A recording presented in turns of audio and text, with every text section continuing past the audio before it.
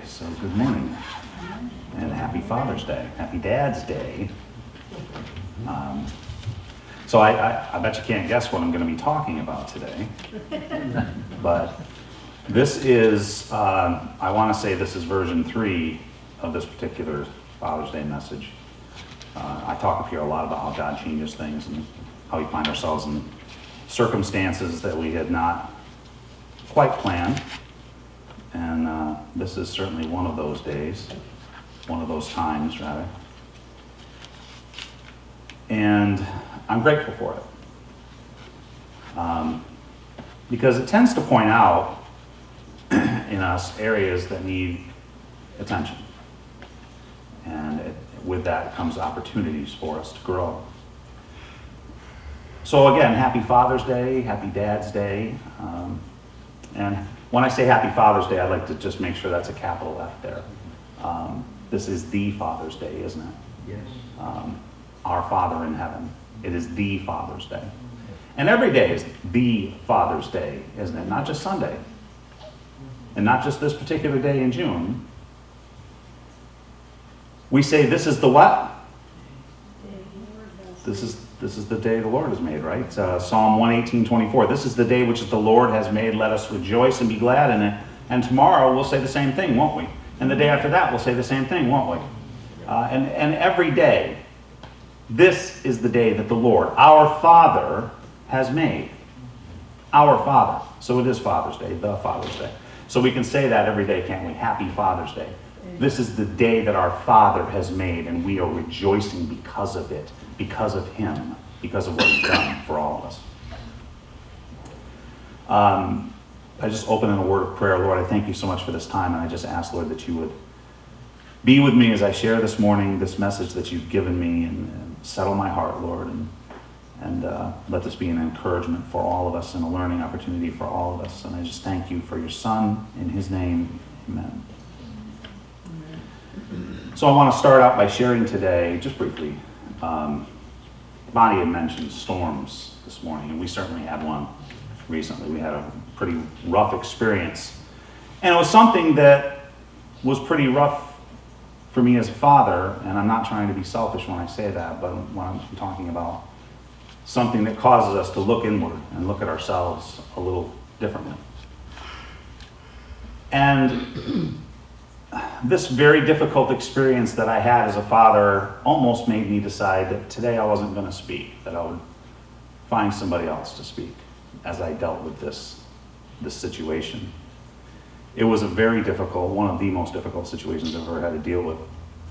But then I prayed, and God showed me that this thing that I'm dealing with, this storm that Bonnie's talking about, is even more reason for me to stand up here and speak this morning, isn't it? This thing that I'm going through requires a response from me, from us, but from me as a father. It doesn't give me an excuse to step back and to shrink away from my responsibilities. It requires a response, no matter how bad it is. So speak, right? That's the directive. Speak. And if I don't speak, what am I doing? I'm shirking my responsibilities, and what kind of thing am I teaching then? Right? A difficult thing happened, but again, I have to respond to it. I have to respond to it as a dad with the Father's lead. I have to respond to this, and this is for everybody. You have to respond as a dad, as a mom, with the Father's lead in these difficult situations that we find ourselves in. When we go through these things, we don't run away, we run to Him. We don't stay silent, we get in the Word and we speak it, don't we? Amen. And you know, I just ended up realizing, Lord, I cannot. This is one I can't do on my own. I'm not even going to try. I'm giving this to you because I don't have the strength. I can only have strength through you. So I gave it to Him. And he responded in a way that gave me grace that I've never experienced before. When my heart wanted to be angry, when my flesh wanted to be angry, He gave me a grace and a peace and a settling I've never experienced before. That's all God. I just want to give him thanks for that this morning. He's very, very good, isn't he? And his grace is what? It is sufficient. So happy Dad's Day. And I say that to fathers and grandfathers and stepfathers and fathers-in-law and fathers-to-be and men of influence, father figures, right? The field is wide. I said this on Mother's Day, and it applies here too. God has ordained a father in every man, hasn't he? He has ordained and appointed a father in every man.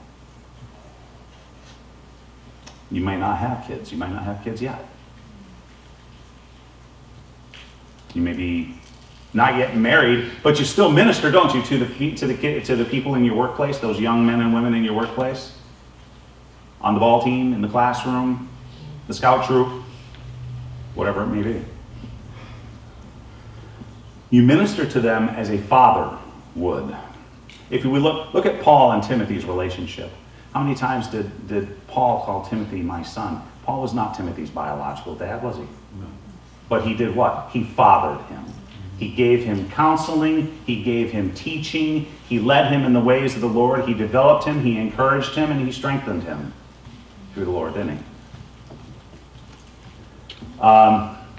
So you're going to hear the word father a few times this morning probably as I'm speaking. And when I say that, I am talking to fathers, grandfathers, stepfathers, fathers-in-law, men of influence, fathers-to-be, father figures.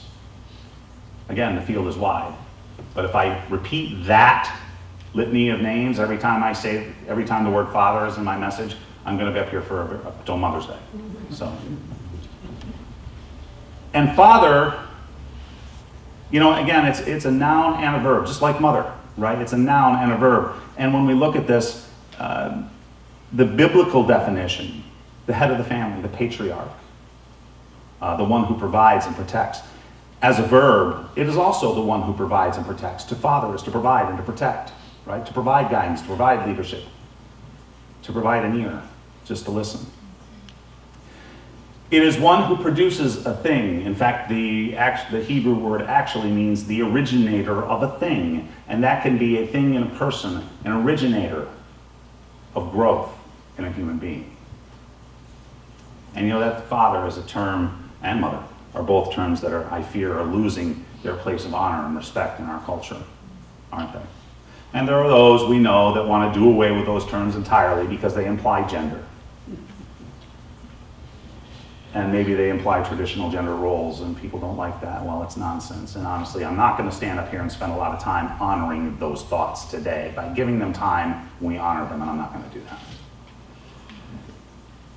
But not surprisingly, today I want to talk about fathers, about fatherhood, and even look maybe at some of the problems that we see in America today, really in the world as a whole, because of the absence of fathers, because of these fatherless situations that we find ourselves in the world. Or maybe better yet, a better word, a better phrase for this is a lack of fathering that's happening out there. But I'm going to do this a little different today than I had planned, and I want to start with a call out. I want to call to young men, to fathers, young and old, to grandfathers, that litany of names earlier.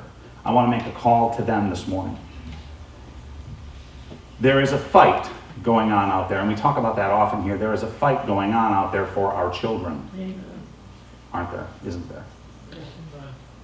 There is a need for fathers to step up, and maybe in ways we've not seen. The need may be greater now than I think it may ever have been, at least in my time. The need is greater now than I've ever seen. With this greater need, we now have an opposition that stands stronger than it's ever stood, and more numerous than it's ever been right now. So there is a need for fathers to step up, and, again, more than ever. Fathers have to respond to the need, and I'm going to say that a lot today. And as grandfathers, let me remind, as a grandfather, I can say this, as grandfathers, that call is on you too. And you have to respond. We have to enter the fight and reclaim these kids so that we can reclaim this nation. Simply put. We have to enter the fight and reclaim these kids so that we can reclaim this nation. We have to enter the fight and we have to equip and teach and lead them in the way they should go. Fathers, you need the Father. That's the title of my message, actually. Fathers, you need the Father. So if there's anyone out there maybe watching the video who don't know the Father, who don't have a relationship with Jesus, I ask you right now just to pray. Right where you are, just as you are, get into the Word. Jesus, I need you. I repent of my sins. I know that you died to save me from them. And confess your faith in him. Let him lead you. Let him lead you so that you can lead and influence lives of others out there, so that we can start reclaiming our children, start reclaiming this nation. So as you probably expect, I'm going to share statistics with you, and partly because I'm a numbers guy, but and I know maybe what some of you are thinking, boy, we hear this every Father's Day, we hear these statistics. Every pastor everywhere talks about these numbers on Father's Day. Well, you know what? If you hear them every year, there's probably a good reason for that. And if so many pastors out there feel that need, that call, that thing from God that says that we want to share this, there's probably very good reason for that, isn't there? And I'm here to tell you that I've looked at these numbers over the years. In fact, this time I went back to 2011. And I did a year-by-year kind of comparison, and I won't do that up here today because it's very, very big. But the numbers change, and the problem is getting bigger. And we have to be aware of it because it's what we're up against. We have to be aware of it because it's the call that we have to respond to. Or it's going to continue to do what it's doing now and spiral out of control. You know, and before I say these things, I want you to maybe think of the hearts of these young children who don't have fathers in their lives. Maybe think of these things that I'm about to say in light of their lives and what they experience every day. 17.4 million children in fatherless homes, and these are the latest Census Bureau statistics.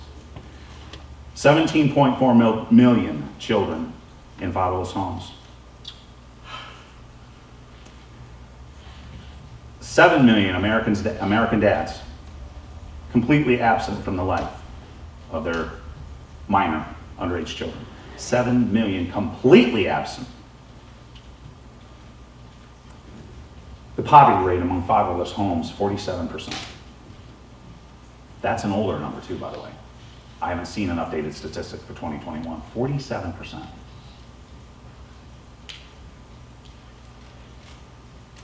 Nearly 70% of inmates did not grow up with a father or a father figure. You know, and the list goes on, and I'm not going to stand up here and hit the whole thing. There's just not, unfortunately, the list is too big, and there's not time for me to do that this morning. But we know what it is, right? Fatherless children ultimately are more likely to commit crimes. They're more likely to drop out of school. They're more likely to do a lot of the things, drugs, alcohol, those sorts of things, than in a home where both parents and there is a father present. So we need to keep praying for fathers and these fatherless children, these fatherless homes in America, and, not just America, but across the world. So suffice to say that fathers, grandfathers, men of influence, father figures, father-in-laws, stepfathers are needed.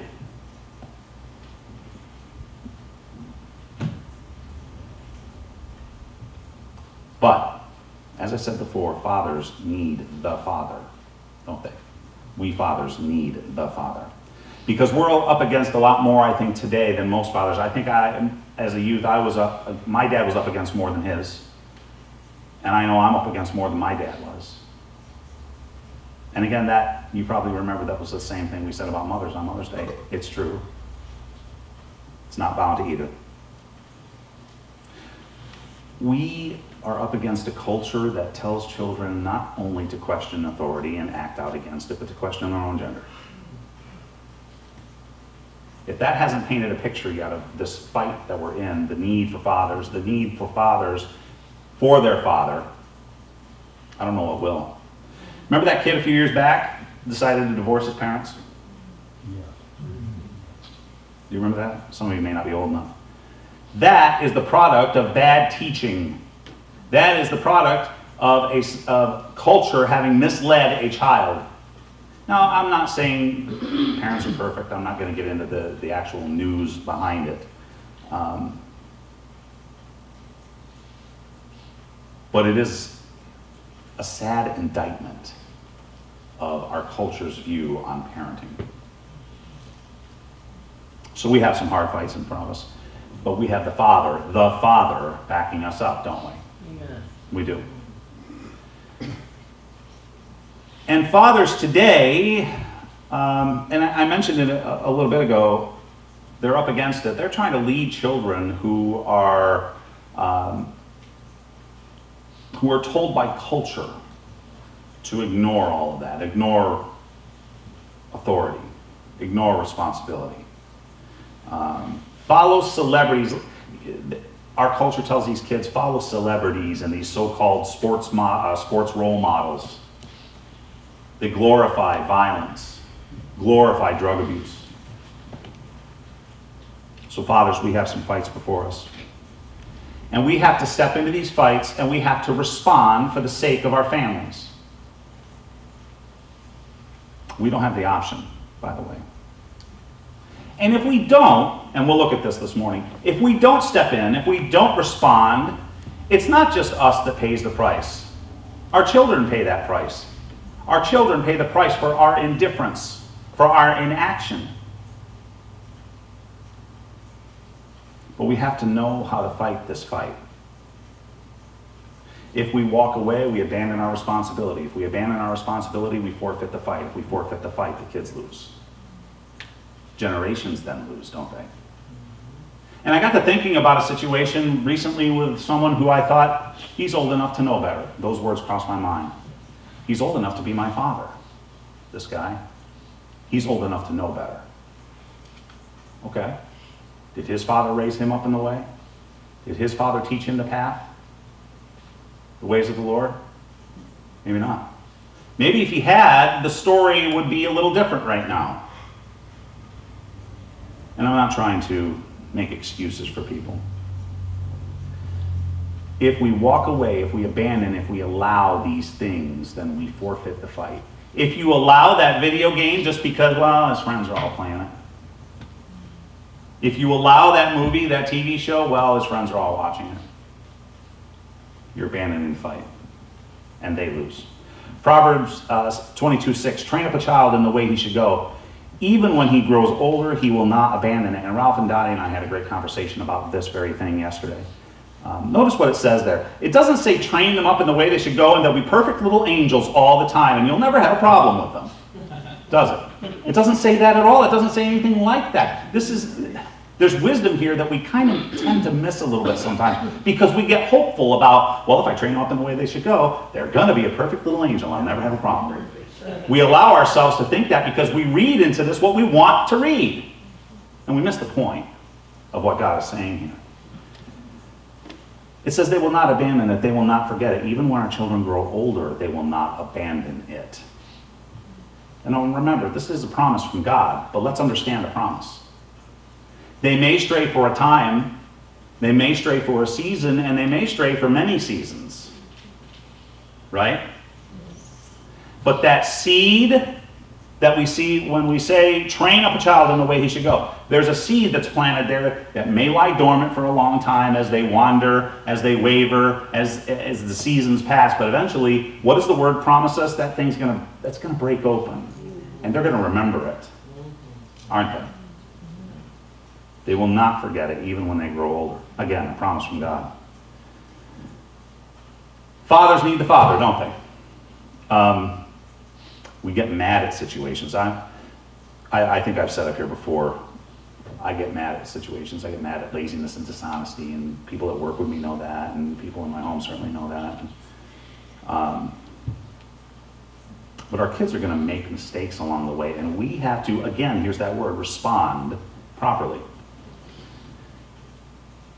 We have to respond correctly biblically,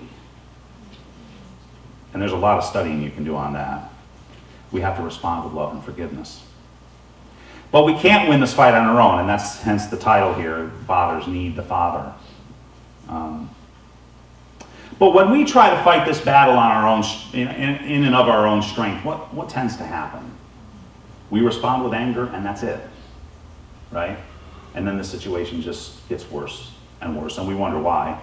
Or, on the other side of that, so we get angry, and we make a bad situation worse, we don't show the love and forgiveness of Jesus Christ, or sometimes maybe it's tempting just to say, this one's not worth battling.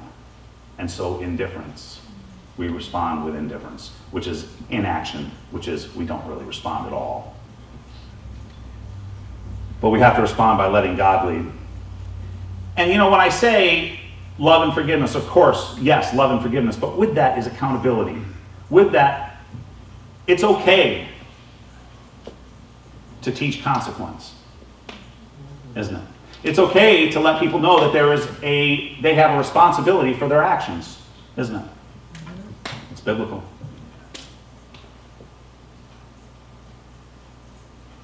So today I want to look at 3 different fathers and how they responded to the need, the situation that they found themselves in. All three very different situations.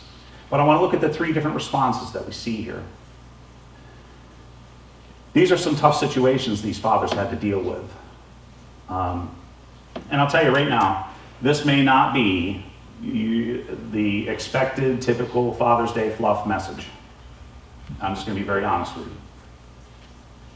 Because sometimes God gives us some hard truths to learn, doesn't he? And we learn invaluable things from those hard truths. Fathering is not easy, right? Sometimes the messages aren't either.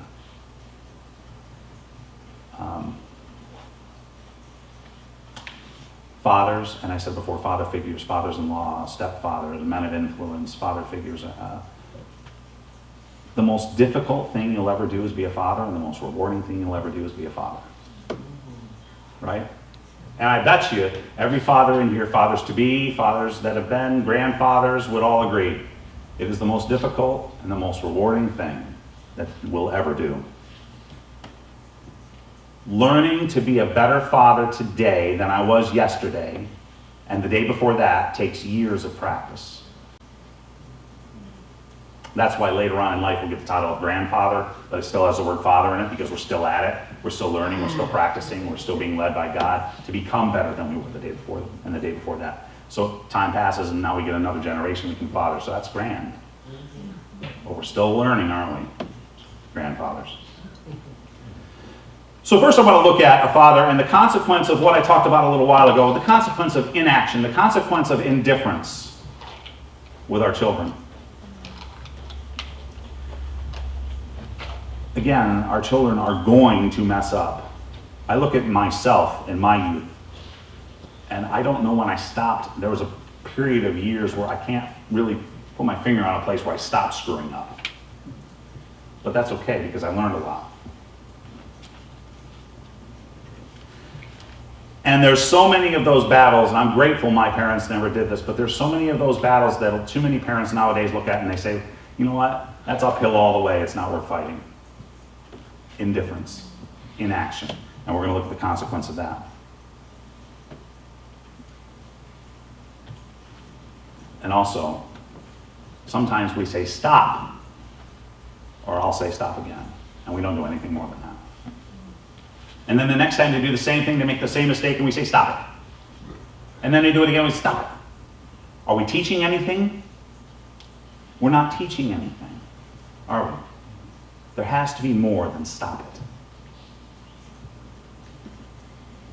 Taking no action, listen, taking no action is inaction, right? It is inaction.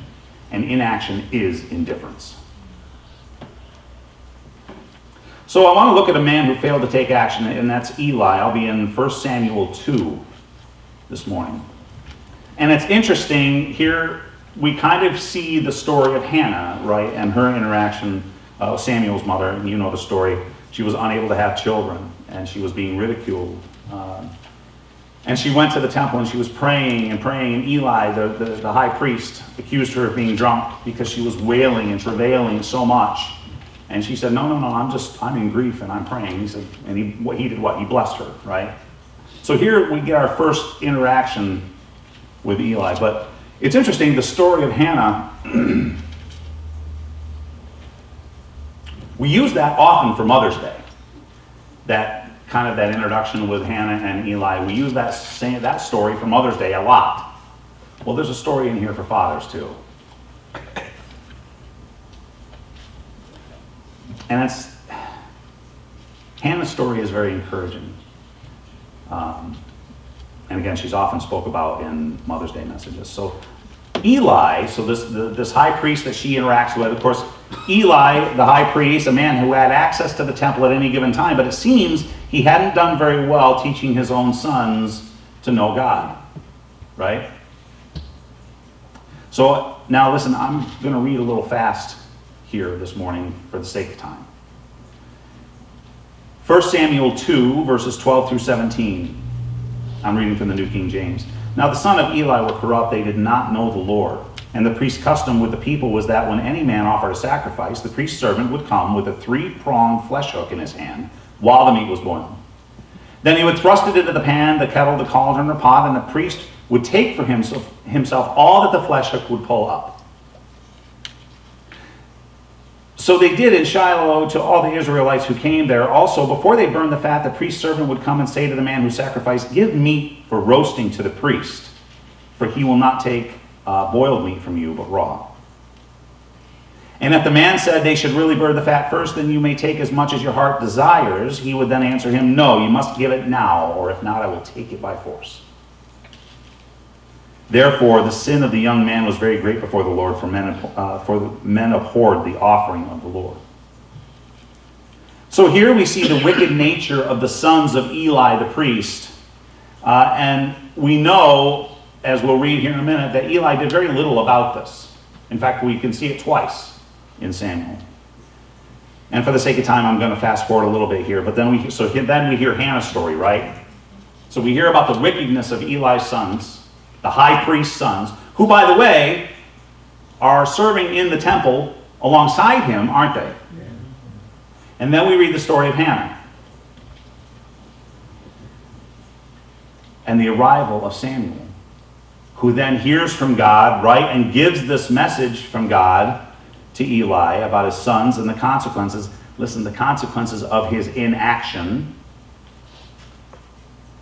So Samuel gives him the message, and that's in 1 Samuel 3, 11 through 13. You don't need to turn there for this. Then the Lord said to Samuel, "Behold, I will do a new thing in Israel, which both ears of everyone who hears it will tingle." And for clarity, when you read that in the Old Testament, when you read that the ears will tingle, that was a sign of great pending judgment to come, is what that means. And you'll find that in 2 Kings and Jeremiah 3, if you want to check those out yourself and study up on it, and I would encourage you to. Verse 12, "In that day I will perform against Eli all that I have spoken concerning this house from beginning to end, for I have told him that I will judge his house forever for the iniquity which he knows, because his sons have made themselves vile, and he did not restrain them." Listen to that.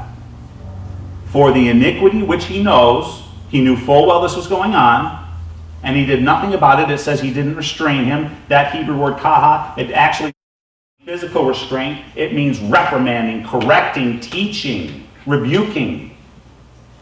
So he did none of those things. Eli did none of those things. So the other thing that we see here, it's more than just, hey, Eli, you didn't do right by your children by not rebuking, correcting, teaching them. Remember, by now, these two are not children, are they? They're serving in the temple alongside him. So this indifference, this inaction that we see on Eli's report not only affected these two all the way up from their youth, but now as adults, and Eli as their boss, right? He's failing there too. They're failing there too. And still, we have that indifference. So that indifference that he created in them as a child, a man who had access to the temple, he could run to the temple anytime he wanted, did not manage his own children. You with me?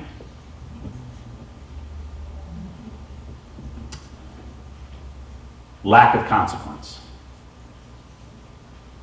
And I know that is not a popular word in our culture today, consequence. People don't like the idea. Listen, people don't like the idea of consequence because consequence by nature is uncomfortable. And we live in a society that puts a great value on comfort and feeling good, and not much value on words like this: correction, or consequence, or responsibility for our actions. So the sons, Hophni and Phinehas, then we read that they go out to battle with against the Philistines with the army of Israel, right? And the first attack happens, and they're beaten back pretty severely. I think it said 4,000 were killed. 4,000 of the soldiers in the army in Israel were killed. And so they say, what are we doing wrong? And so these two, well, I don't know who specifically says it, let's go get the Ark of the Covenant. Let's get God out of the box and bring him out here in the field with us, and then we'll win. And we know how that went, don't we? They went and got the Ark of the Covenant. They brought it onto the battlefield, and what happened? They were defeated wholly.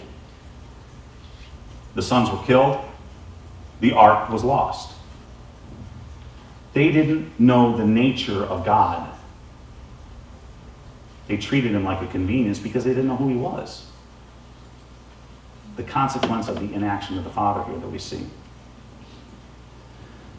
And so his sons become wicked and worldly. So the consequences of Eli's inaction were not just things he paid for, but his sons also paid for, right? And again, maybe that's a little bit of a darker story than we're used to on Father's Day, but it is a lesson God gives us for a purpose, isn't it? Otherwise, we wouldn't have the wording that we have in front of us. And you did not restrain them. You did not rebuke them. You did not correct them. You did not teach them. And again, there's a whole world out there that doesn't like the idea of consequence, and they'll fight you on it every step of the way. But there is consequence to our actions, and we have to keep teaching that. The sons paid a price that could be traced back to their father's lack of action, to their father's indifference to the problem he had. Yes, they could have, should have made better choices, especially as adults. We think they should have known better. They could have known better. But didn't we just talk a little while ago about how if we train them up, that seed may lay dormant for seasons, but it will break open with God's purpose?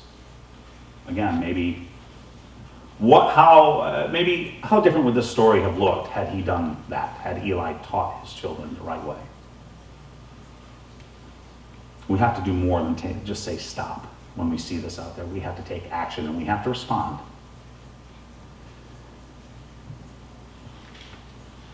So there was the need. I talk about need a little bit. There was a need here, and Eli did not respond to the need. I want to look at a second father.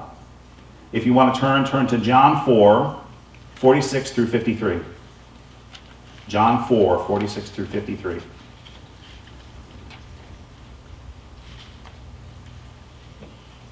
Verse 46.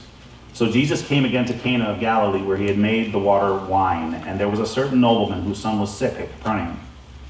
When he heard that Jesus had come out of Judea into Galilee, he went to him and implored him to come down and heal his son, for he was at the point of death. Then Jesus said to him, unless you people see signs and wonders, you will by no means believe. The nobleman said to him, Sir, come down before my child dies. Jesus said to him, Go your way, your son lives. So the man believed the word that Jesus had spoke to him and went his way. And as he was now going down, his servants met him and said, saying, Son, your son lives. Then he inquired of them the hour when he got better, and they said to him, Yesterday at the 7th hour the fever left him. So the father knew that it was the same hour in which Jesus said to him, Your son lives. And listen, and he himself believed, and his whole household. So here we have this nobleman, high position, right? And his son was dying, but he took action, didn't he? But what did he do? He saw the need. His child was dying. And at that moment, There's a nobleman, right? At that moment, this high position of nobility meant nothing to him, did it? All that mattered was the need of that child. So we see in verse 49 that he implored Jesus, and obviously that word literally means begged Jesus to heal him. And it almost seems like in verse 48 that Jesus kind of maybe discourages or scolds him, and that's not what he's trying to do here. Verse 48, then Jesus said to him, unless you people see signs and wonders, you will by no means believe. Jesus is not discouraging him or rebuking him. He's teaching him here. He's telling him that it has to be by faith, not by sight, right? We have to believe without the miracles and the signs and the wonders sometimes.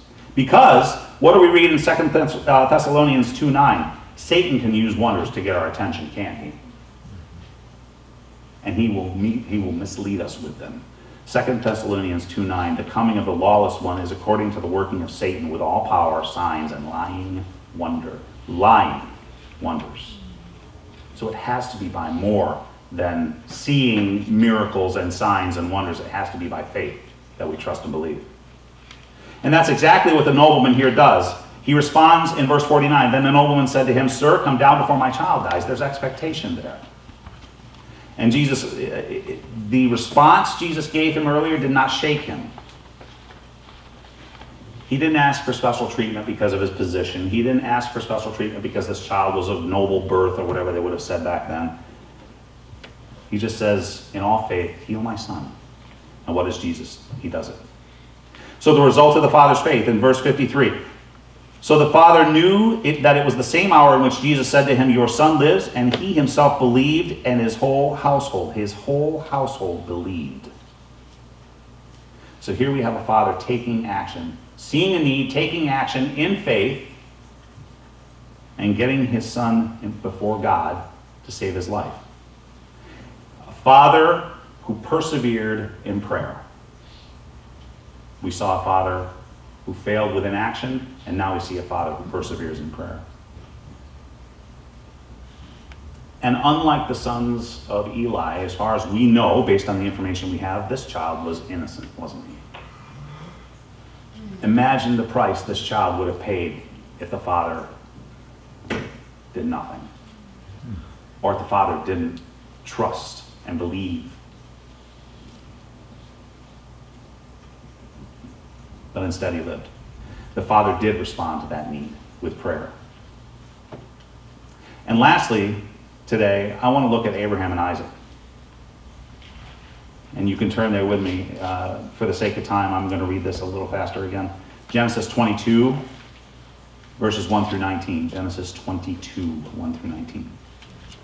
I'll give you a moment to turn or tune there.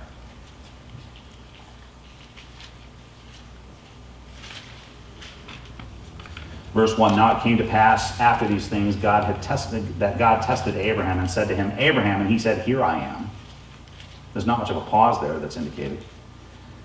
Then he said, take now your son, your only son Isaac, whom you love, and go to the land of Moriah and offer him there as a burnt offering on one of the mountains of which I shall tell you. So Abraham rose early in the morning and saddled his donkey and took 2 of his young men with him and Isaac his son, and he split the wood for the burnt offering and arose and went to the place which God had told him. And then on the 3rd day, Abraham lifted his eyes and saw the place afar off. And Abraham said to his young men, stay here with the donkey. The lad and I will go yonder and worship, and we will come back to you. Did you see the word there? We will come back to you. So Abraham took the wood of the burnt offering and laid it on Isaac his son, and he took the fire in his hand and a knife, and the 2 of them went together. But Isaac spoke to Abraham, his father, and said, my father. And he said, here I am, my son. Look at that, another quick response from the father. Then he said, look, the fire and the wood, but where is the lamb for the burnt offering? And Abraham said, my son, God will provide for himself the lamb for the burnt offering. So the 2 of them went off together. Then they came to the place which God had told him, and Abraham built an altar there and placed the wood in order and bound Isaac his son and laid him upon the altar, upon the wood. And Abraham stretched out his hand and took the knife to slay his son. But the angel of the Lord called to him from heaven and said, Abraham, Abraham. So he said, here I am. And he said, do not lay your hand on the lad, nor do anything to him, for now I know that you fear God, since you have not withheld your son, your only son from me." Then Abraham lifted his eyes and looked, and there behind him was a ram caught in a thicket by its horns. So Abraham went and took the ram and offered it up for a burnt offering instead of his son. And Abraham called the name of the place, "The Lord will provide," as it is said to this day, "In the mount of the Lord it shall be provided." Then the angel of the Lord called to Abraham a second time out of heaven and said, "By myself I have sworn, said the Lord, because you have done this thing and have not withheld your son, your only son, blessing I will bless you, and multiplying I will multiply your descendants as the stars of the heavens and the sand which is on the seashore, and your descendants shall possess the gate of their enemies." What a promise. "In your seed all the nations of the earth shall be blessed because you have obeyed my voice." So Abraham returned to his young men, and they rose and went together to Beersheba, and Abraham dwelt at Beersheba. So what do we see here that's relevant for us dads today? Abraham responded to a difficult call, and that's an understatement, isn't it? I mean, when we look at this naturally, we think that's impossibly hard to comprehend as a father, isn't it? But the thing I want you to see here is that Abraham put God above his family, and as a result, he and his family and generations were blessed for it. He didn't understand the call. There's no indication that he did. But he responded to it, didn't he? He responded with absolute trust in God to provide, and we see that. "We will return to you. God will provide." It doesn't seem that there was much doubt in Abraham's mind about the nature of God, the character of God. And he responded with unshakable trust. And let me add a little to that. He responded with unshakable trust to an impossibly difficult situation. To a situation that's it's hard to comprehend what he had to be feeling at that time. And Abraham did, in a way, what Hannah did, what we read back in Samuel, right? And what we heard, "They are mine first," says the Lord. We heard that here this morning, didn't we? Didn't we all hear that? "They are mine first," says the Lord. And that's what happens here. They're giving them, they're saying, "Lord, they were yours before they were mine." Hannah did that. And here we have Abraham doing that. "They were mine before they were yours," said the Lord. They belong to God first. And so he responds with unshakable, unquestioning faith, unmovable. And look at the exchange here between God and Abraham. Verse 1, "Now it came to pass after these things that God tested Abraham, and he said to him, 'Abraham,' and he said, 'Here I am.'" He responds quickly. And we've talked about that a lot here, about the nature of our response to God, and our need to respond quickly. "Here I am. Send me." And then he said, "Take now your son, your only son, whom you love, and go to the land of Moriah and offer him there." And we think, wow, how would I have responded to that? As a father, how would I have responded to that? We would be prone to beg and to plead and to bargain, because that's what we do, right? There's no argument here. There's no bargaining. Just a response to God's call. And how did he respond? "So Abraham rose early in the morning and saddled his donkey." He just got up and went. He was told to go, and he got up and went. He still probably didn't understand. He was probably still afraid. Or maybe not, because he trusted. He knew enough to say, "We will return. God will provide." And again, when Isaac questioned, "Where's the lamb? Where's the lamb we will offer?" Abraham responded how? Abraham said in verse 8, "My son, God will provide the lamb." My son, let me teach you about God's nature, and let me show you how much we can trust him. And listen to me when I tell you that God will provide. It's kind of the way I hear that coming across out of Abraham's mouth. Basically saying to his son, teaching his son, trust. Do not be afraid.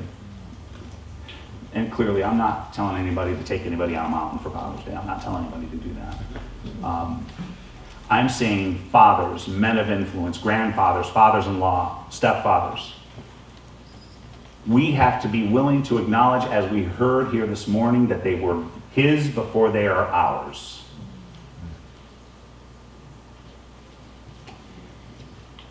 And if we want to lead them, we have to acknowledge that. And we have to teach them. Going through a hard time, God will provide. Don't understand why you're going through this difficult situation? God will provide. Teach him to respond to God's call, like we see Abraham do here. Teach him to respond to God's call, even though they don't understand what it might be at this moment.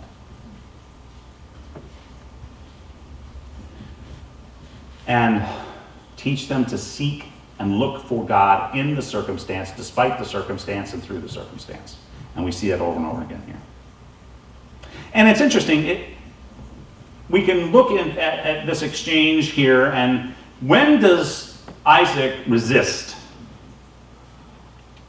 Nowhere. We don't see him resist at all, do we? So it seems clear that Abraham, and we know Abraham had brought his son up in the way of the Lord. Isaac is obedient even to the point of death. Does not resist that we can see. He submitted to his father the same way Jesus would later submit to his. We as fathers, we see the needs in these children, our children and other children, to a world in need, to a country very much in need. And we have to respond with them. Not with inaction like we saw with Eli. Respond with faith like the nobleman. He humbled himself.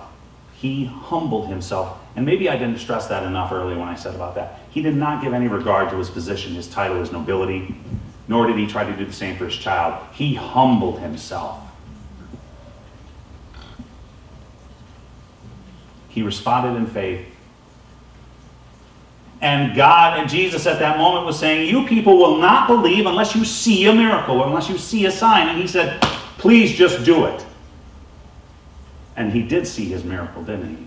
Just by proving that he had faith enough to believe without it. You with me? You get me? Okay. Respond like Abraham. He didn't understand yet fully, but he responded, didn't he? Knowing that Isaac was God's before he was his, he showed that he was willing to obey even to the point of giving his own son. Like Hannah, giving his son to God. And God blessed him richly for it, didn't he? Made him a father of nations. And we saw that. There's a promise that was made to him earlier in Genesis 17:5. You don't have to turn there. No longer shall your name be Abram, exalted father is what that kind of means. But your name shall be Abraham, father of a multitude, for I will make you the father of many nations. And so I can imagine that when Abraham is leading Isaac up the mountain, this man of incredible faith may not have understood fully what they were doing at the time and what this was at the time, but he was hanging on to that promise, wasn't he? Because God didn't say, I might make you a father of nations. He said, I will make you a father of nations. And if so, God is speaking with certainty to Abraham. Abraham can then speak with certainty to his son and the others that were with him and say, we will be back. God will provide. No ambiguity, certainty. And God keeps his promises, and he kept this one. So there are many challenges, fathers. There are many needs in front of us, and there's a call for men. Listen, there's a call for men to step up and step in and respond. God saw a need in his own children, and he stepped up and he stepped in, right? And he responded to that need, right? By giving his son. Our kids are going to make those mistakes, and they're going to frustrate us to no end. They're going to scare us. They're going to make us angry. Respond with love and teach them. You know, we read about these fathers, and I'm so grateful for the lessons they teach, and sometimes they're a hard thing to read. But I'm grateful for the lessons they teach. We need good, godly men, godly fathers, godly grandfathers, stepfathers. I won't go through that whole thing again. But we need these good men of influence, to stand in the gap, willing to help in the fight, and again, win our kids back from a world and a culture that's trying to take them.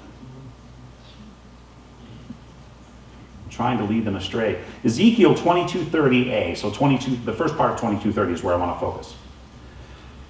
So I sought for a man among them who would make a wall and stand in the gap before me on behalf of the land. God calls for a man to make a wall. What he's doing here, and maybe this is a long lesson for another time. When we think of a wall, we think of towering strength. We think of towering, we think of strength, we think stability when we think of walls, right? Good walls, anyway. So here God's calling for men to bring strength, stability, and security to Israel. That's the context of what we're reading here in Ezekiel. But he calls for the same from men of every generation and every household to stand in the gap. So we need to respond to that call like men. But if we're going to do that, that was Ezekiel 22:30. But if we're going to do that, we have to acknowledge our limitations. We have to acknowledge that the strength, so we're talking here about strength, stability, and security. And those three things in our own flesh, of our own strength, are not enough. We get them from the Lord, don't we? Jesus Christ we find our strength, security, and stability through our relationship with Jesus Christ. I'm going to close with some wisdom from David. Really his final words as a father to his son, Solomon, 1 Kings 2 rather. 1 Kings 2. As David's time to die drew near, he commanded his son Solomon, saying, I'm going the way of all the earth. Listen, so be strong and prove yourself a man. Do your duty to the Lord your God, to walk in his ways, to keep his statutes, his commandments, his ordinances, and his testimonies, according to what is written in the law of Moses, so that you may succeed in all you do and wherever you turn. That's really good advice, isn't it? That's really good fatherly wisdom, isn't it? Words of wisdom from a father to his son, and words that are, to this day are still a great example. And now, it's been father, father, father all day. Women, you are not forgotten in any of this. Your incredibly important role in this is not diminished at all. Pray for your husbands, fathers, father figures, men of influence. I think I've shared enough about how she strengthens me through prayer.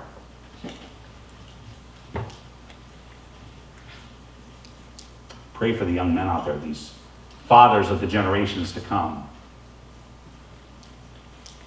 And there are a lot of kids out there without a father.